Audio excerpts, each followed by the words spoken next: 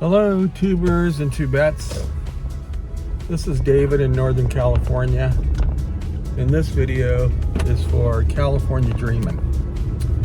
So I had a really good weekend. Did a lot of stuff with my wife. She just wanted to hang out with me, so that's great. You know, we hung out and we did a lot of our stuff, and weather was just really excellent, like 75.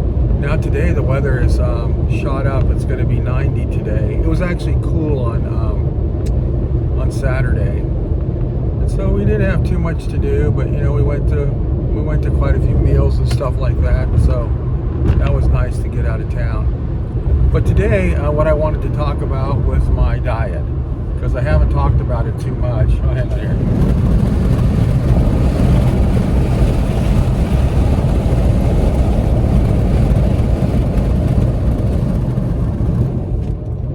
I wanted to talk about my diet because I'm coming up on my 4-month period of my diet. So the first 2 months were 10,000 steps a day, and then to cut out all sugars and carbs. That was really my main thing. I did a lot of fasting, and I think I probably lost about 10 pounds. But I did feel more endurance because I had been walking that 10,000 steps a day. Sometimes it was a little too much because I just wasn't used to that. And then the second session that I'm doing is 2 months worth of weightlifting.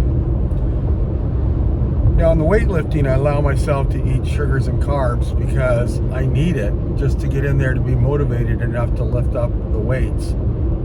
Because when you're building muscle, it does take a lot of energy. So when I'm taking out sugars and carbs, I was very, very lethargic. And I could just about walk is about what I could do.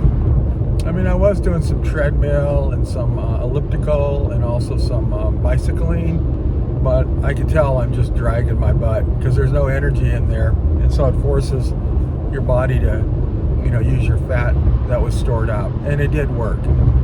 Now, lifting weights, I allow myself more sugar and carbs. And in fact, it's kind of like eating like the old times. I try not to go too crazy, but I do find myself really craving, you know, this sugar and stuff. And so, just for the energy to get in there and start lifting.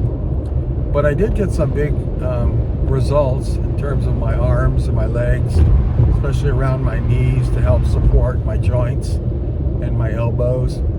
And so, yeah, you can tell the difference. I can tell the difference when I'm wearing a t-shirt, you know.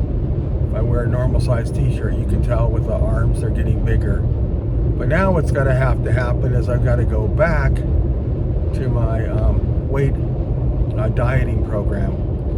So I don't want to lose my muscle mass, so I haven't really figured out what I'm going to do. I mean, I could just go straight back to my no sugar, no carb, fasting, and walking. But I would hate to lose all my muscle that I've already gotten, which I don't think that I will. So what I thought about doing instead was to do 2 days that are 10,000 steps, or, you know, elliptical or bicycling to get those 10,000 steps, and then to lift weights with a 2-day rest in between, so it's not as intense as lifting weights every other day. And I think that way I'll still get 3 weightlifting days in a week, and I can be a little lethargic on those walking days. I don't have to be pumped up with sugar or carbs to get me to go to the gym. But it's pretty bad when you don't have enough sugar and carbs in you, or enough energy, and you're just sitting there trying to lift weights. You just feel like, I just want to leave. So I've got to find a way that's not going to, that's going to keep me psychologically good, you know, so that's what I do. And the way I'm going to have to check it is on Mother's Day is when I flip over. And so then I'll have put together all of my weight numbers of when I started, what I started with, and what I ended with. And then I'm going to also calculate out the percentages, only because I'm anal. And then I'll add up all the percentages, and I'll be able to see the total, lifting gain that I got. My weight is back up to 223 this morning, and I was down to 210 when I was dieting. So I plan on doing this kind of a program, but what's good about it is it's got the weights in it, and it's going to give me 2 days of rest rather than no weights at all. And then on those 2 days of rest, that's when I'm going to be putting in the 10,000 steps. Now I still write down my steps that I do, and I still end up doing mostly 5,000 steps a day. Even on my weightlifting, you'll see it go down to maybe 3. But I think that's a positive thing, to always have the steps in there. And so I write it all down on my calendar. So at the end of this year, when I go back to 2026, I'll be able to look back and see what my improvements are. And I know that at the end of my 2 months, I was walking a lot better than I did at first. At first, it was pretty tough. But by the end of 2 months, it's just amazing how your body can adapt to the stress that you put on it, the physical stress. So that's my plan for the third session. Maybe I should say, third session, which will be 2 months, starting in Mother's Day, and then I'll have to look and see if there's a day that it can finish on that has some significance. So if I'm, up to a week away from an event, then I'll just go for that event. That way it'll make more sense. My first one was my birthday. That was about 2 months, or maybe 58 days. And then my second one was Mother's Day, so that's about 2 months. I think it was a little over 60 days. And so my next one, I'll find a date, and then that'll be my date. I'll write down all my goals on it, what I'm trying to accomplish, and I should see good weightlifting goals.